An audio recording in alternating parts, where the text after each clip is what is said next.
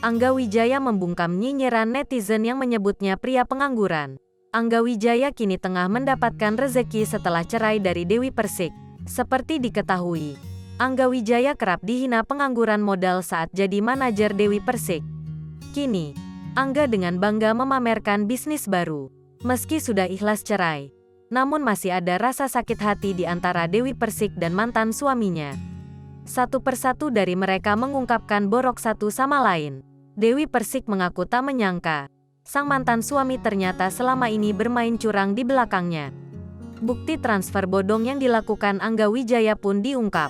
Bukan cuma itu saja, hinaan suami pengangguran juga banyak menerpa Angga Wijaya.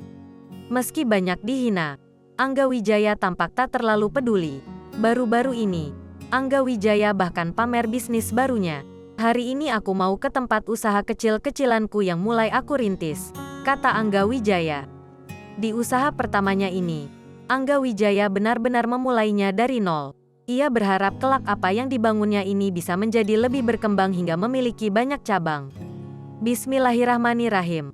Nggak besar tapi insya Allah berkah dan bisa menggurita menjadi usaha yang sangat besar, harapnya.